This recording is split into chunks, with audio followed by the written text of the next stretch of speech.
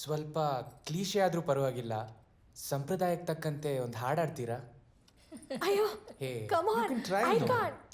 ஒரு பாட்டு பாடு. ಬಾರೋ ಕೃಷ್ಣಯ್ಯ ಬಾರೋ ಕೃಷ್ಣಯ್ಯ ನಿನ್ನ ಭಕ್ತರ ಮನೆಗೀಗ ಕೃಷ್ಣಯ್ಯ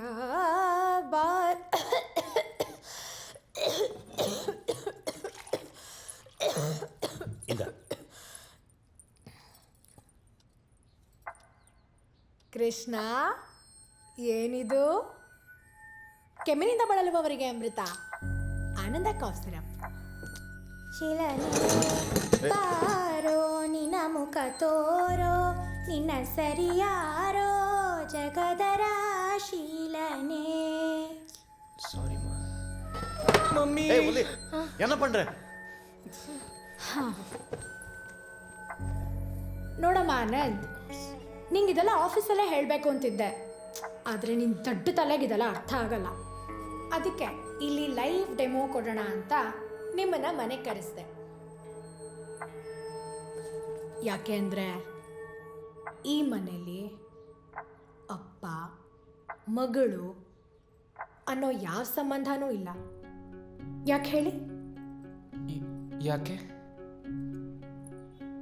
ಕೊಲೆಗಾರನ ಯಾರಾದರೂ ಅಪ್ಪ ಅಂತ ಒಪ್ಕೊಳಕ್ಕಾಗತ್ತಾ? ಆಗತ್ತಾ? ಹಾವಿನ ದ್ವೇಷ 12 ವರುಷ ನನ್ನ ರೋಷ 1000 ವರ್ಷಗಳೇ ನೋಡು, ಅವಳು ಇಲ್ಲೇ ಇದ್ರೆ ಕುರುಕ್ಷೇತ್ರ ಆಗ್ಬಿಡುತ್ತೆ. ಮೊದಲು ಇಲ್ಲಿಂದ ನಿಮ್ಮ ಮನೆ ತಗೊಂಡು ಹೋಗು. ನಮ್ಮನೆಗ ಖಂಡಿತ ಆಗಲ್ಲ ಆಂಟಿ, ನಮ್ಮಪ್ಪ ಬೈತಾರೆ, ನಿಮಗೆ ಗೊತ್ತಿಲ್ಲ. ಹಲೋ ಸರ್, ನಿಮ್ಮ ರೆಸಾರ್ಟಲ್ಲಿ ರೂಮ್ ಇದೆಯಾ ಸರ್? ರೂಮ್ ಖಾಲಿ ಇದೆಯಾ ನಿಮ್ಮ ರೆಸಾರ್ಟಲ್ಲಿ?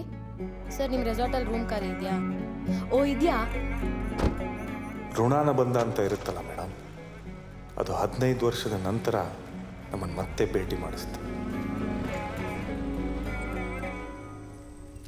ಲಲ್ಲಿ ಲತ್ತೇಸ ಇವರಿಬ್ಬರ ಜೀವನ ನಾಟಕದ 2ನೇ ಅಂಕ ಶುರುವಾಯಿತು.